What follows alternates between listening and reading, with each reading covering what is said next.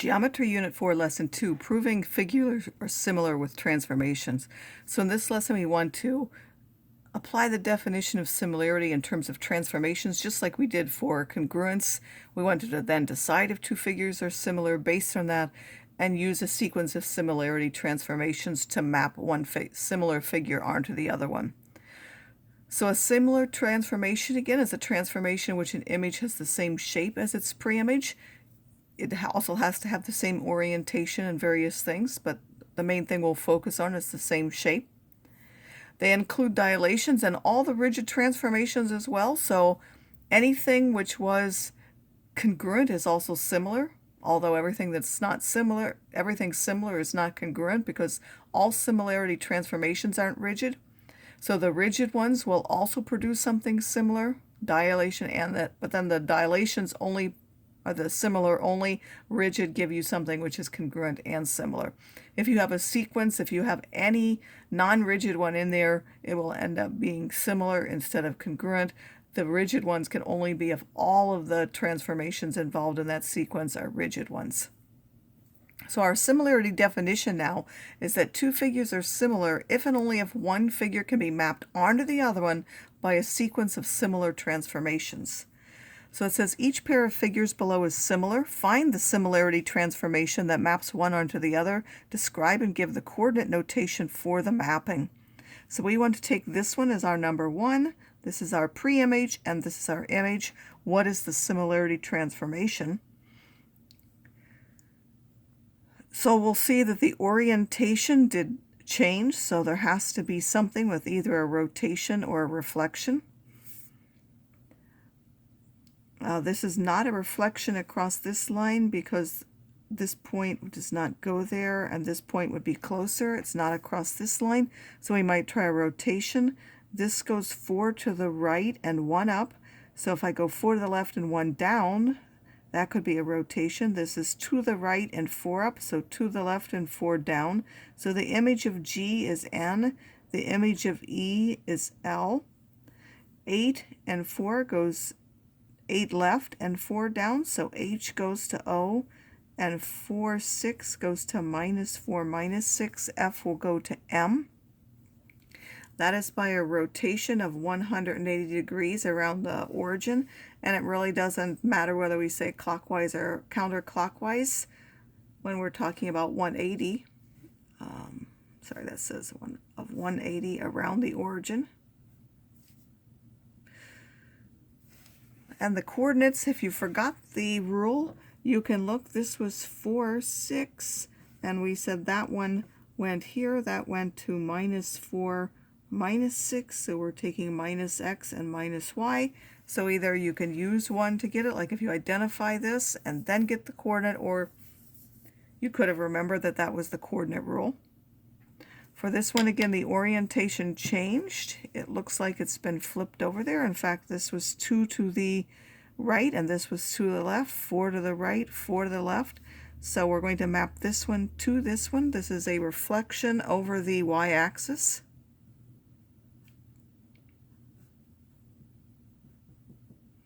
And when we have a reflection over the y-axis, we're changing only the x-coordinate, not the y. This one, because the size changes, it must involve a dilation.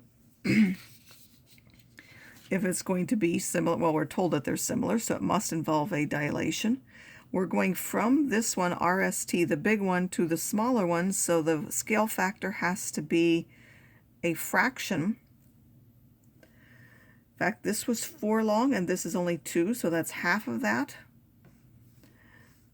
This one we went over 4 and down 2. Here we only went over 2 and down 1. That's not a length, but we went half of the distances, vertical and horizontal, so that will also be for the length. This went 8 and down 2, and now this is only 4 and down 1.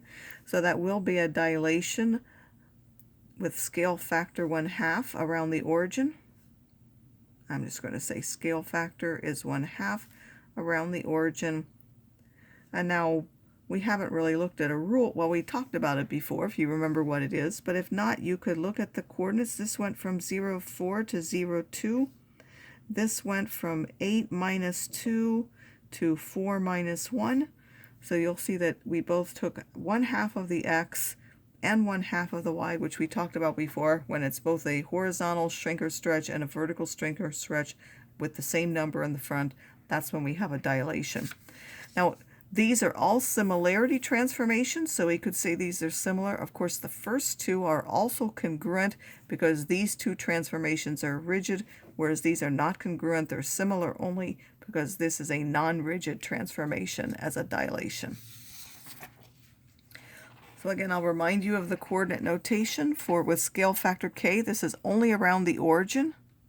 It's important. We simply multiply the xy times some number. If k is more than 1, it's an enlargement. It gets bigger. It's like a stretch. If k is a fraction, then that's a reduction. Or you could call that a shrink. So now it says determine if the two figures are similar using a similarity transformation. You really would also need the center, but if we were to connect all of these, that goes through the origin. If you connect this here, that will go through the origin. If you connect those there, that will go through the origin. So there possibly is the center of transformation as the origin. And then we'll look at the coordinates. So we have r was 0, 1. Its image would be x, which is 0, 3. Again, it has to be along that same line, so this one, which is -1, -1, would have to go to -3, -3. And then this one would have to be along that line, so 1 minus 1 would have gone to 3 minus 3, and that's the point y. So we have done what to each of these? We have multiplied each of the coordinates by 3. So the figures seem like they're similar. The scale factor would be 3, and then the notation for that, we would multiply each of those by 3. This is a dilation. And I'm going to assume that that's true, even though we'll also verify the lengths yet. This is 1 and 2, so the square root of 1 squared plus 2 squared is the square root of 5. And that's also true for RS, and then ST we can just count. So let's count ZY, that is 6 long. Again, that's 3 times that. And XZ and XY, we're going 3 and then 6. So that would be the square root of 3 squared plus 6 squared.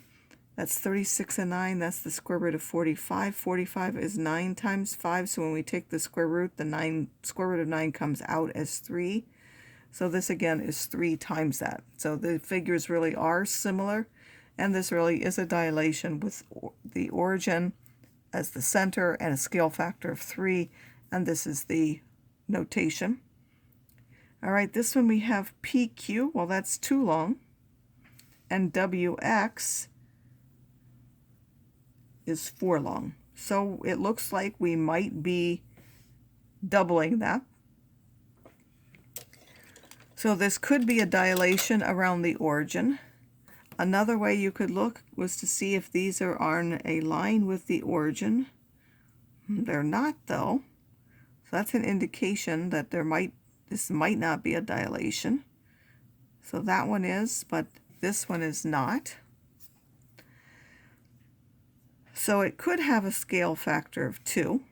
But now let's look at the other side. So make sure that you're always checking all the sides. PS is now 4. And WZ is 7. That is not twice that.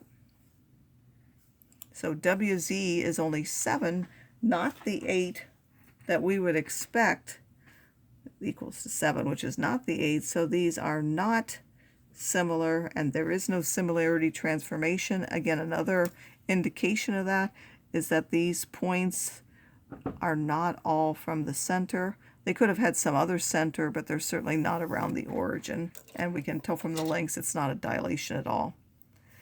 So now again, we know that if two figures are similar, there either has to be a single one or a sequence of similarity transformations. Remember, that could be anything from the rigid ones, which are dilations, rotations, and translations. If they're rigid, then it will also be congruent, and they'll be exactly the same size and shape. They'll just be in a different position.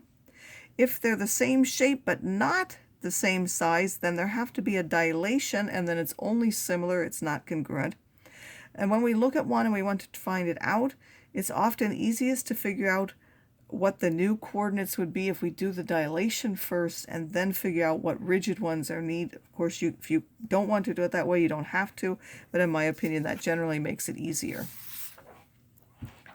So this one says, find a sequence of similarity transformations that maps ABCD, this bigger one, onto the smaller one, EFG, and then write that in coordinate notation. Well, if we look at this, this would be 4, and this is only 2. And it says find a sequence, so we can assume that they are similar, that it is possible to find it. So since this is 4 and this is 2, we're taking half of that. So the first thing we would want to do is to dilate around the origin by a scale factor of 1/2.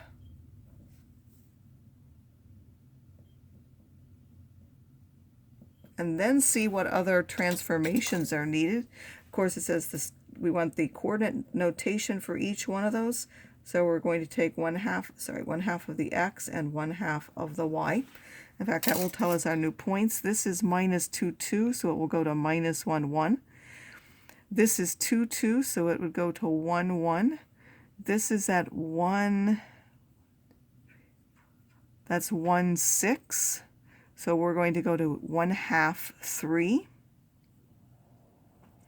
And this one is 5, 6, so we would go to 2.5, 6, which would take us till there.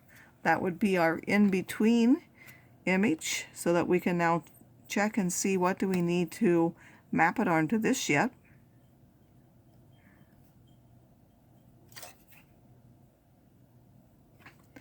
So now we can look and see that it's now oriented the same. So we would need to translate a point, and let's take it from this one to this one. We need to go 1, 2 left and then 3 down. We want to go 2 right and 3 down. So we want to translate 3 right, 2 right, and 3 down.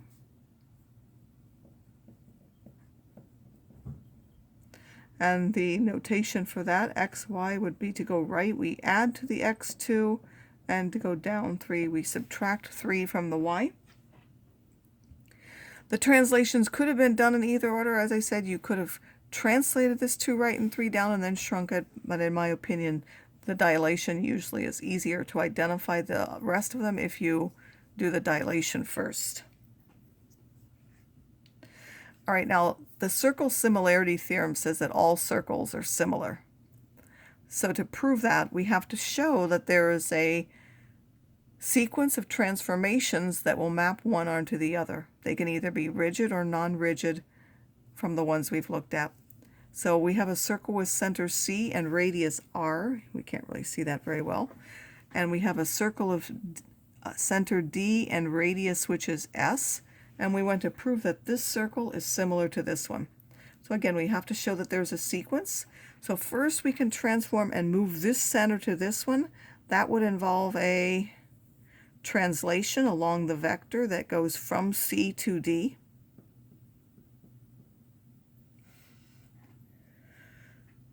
Through this translation, what is the image of point C? Point C would go to point D. So now let the image of circle C be C prime. So somewhere here there's an image of it, and it would end up here. So this would be the image. We've shown this here. This is our circle C prime here. Its center matches that of point D. That's what we've done. We've moved this here so that the centers match. And now we want to transform this circle by dilating it. Well, how much do we have to dilate it by? Well, the pre-image is R, and the image has a radius S, so we want to do it the image over the pre-image, which is S over R. Oh, sorry, this is the center. This is the scale factor. It's going to have the center of D. We're going to enlarge it around that. So this is going to make up all the points at a distance, which are now, so C prime, is all those which are a distance r from the point D. So now after dilation, we're going to take everything with a distance of r and multiply that. S over r times r will be all the points which are at a distance S over r times r, which is equal to S from point D, but these are the same as the points that form the circle, which we originally called D here. So that's all, not only the point, but it's also the center. So the similarity transformations, which are first a translation followed by a dilation, will work. And so circle C is similar to circle D. This would actually work for anything which is extremely regular. So I've mentioned here squares. They have all the sides and all the angles similar. Equilateral triangles it will work for. It will also for regular hexagons, regular pentagons, any of those regular polygons. You could also show that those are all similar because the angles and the shapes stay the same.